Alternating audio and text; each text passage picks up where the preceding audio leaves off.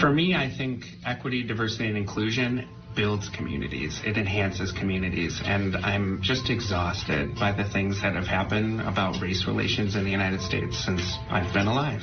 And this was an opportunity to really give a message, both to build up communities of color in our, and know that there's advocates and allies who want to fight and help. And for those that are in the white community, to just give an opportunity to just listen and take in all the things that are happening. To speak for kids younger for my age and for new generations, just to help out and stuff and just to make change happen.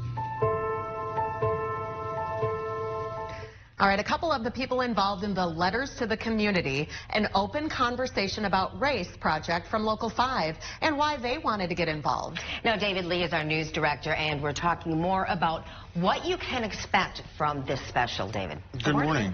It's a chance for people to really talk. And in these times right now, we're having conversations. We want to continue those conversations. And as a news organization, we thought it was important to bring people together to do that. We brought together 16 different voices from our community who had the option to sit down and write a 1-minute letter to the community, something that they wanted to share to the community, and that's essentially what the special is all about. And it really is about opening the conversation. It's pretty clear why we're doing this right now. What do we hope to accomplish?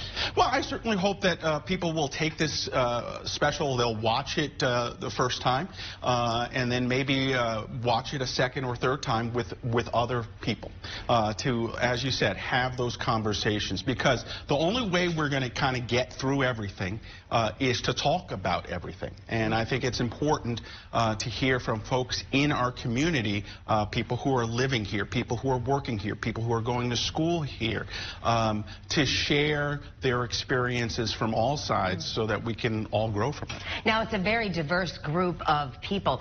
How were they chosen, or did they actually say they wanted to do it, and why? Well, we reached out. We sent out a note to several folks, several different parts of the community, and then received some emails back.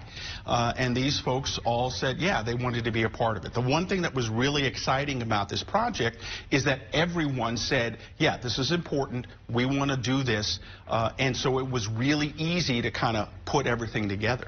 I know I listened to your behind-the-scenes special that we'll be able to see online as well. And some people said they were a little nervous to speak out. What does it mean that they then just took this leap of faith? I think it means that they're ready to have those conversations. The behind-the-scenes documentary that we put together will come out on Thursday when the special happens as well, and it'll give you a different perspective of what they went through to put it together. And like you said, these were people who were just average, everyday people who took a leap of faith and said, you know what, this is important to me, this is important now. I want to share my feelings about it. Now, were you surprised at some of the letters that we did get here? I was surprised. I was surprised by the kids.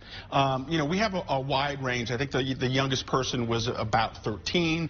The oldest was a older age. But I think what surprised me the most is the kids. They wrote from the heart. They shared their experience about going back to school, about being in the community, about the differences they saw from their perspective versus their parents' perspective. And I think that is so important, because ultimately those are the people who have to move this whole thing forward. So you were so involved in this. I know this was all happening next to my office downstairs, and it was really great to see people coming and going. But you were there for just about every single one. Personally, how do you feel after listening to all these letters? I am encouraged that there are people in the community who want to move things forward. I am encouraged that people realize that there are some issues here. It's not just being swept under the rug. These are folks that are in our community, again, realize that there's some work that has to be done, and it's nice that they're willing to do some of that work. Now, after the special, how can community members actually get involved in this? Well, that's what's really unique about this. Not only are we going to have the special, and we're going to have a full digital article that'll have some extra behind-the-scenes footage of the making of it. We'll also have a couple of extra video pieces, but there's going to be a spot on our main webpage where people in the community can write their own letter. We're going to take some of those letters and we're going to continue to put them up on the web so that, again, when somebody looks on this, when somebody clicks on that story on Thursday, they will see some of the letters that have already been written. They'll see some of the new letters that come in, and again, hopefully they'll take those letters and have conversations with folks. All right, well, let's get the conversation started. Yes. You can see Letters to the Community, an open conversation about race, hosted by Aaron Davison this Thursday at 6:30 p.m. And an encore presentation on Sunday, August 23rd at 10:35 p.m. Thanks, David. Thanks, David. Always.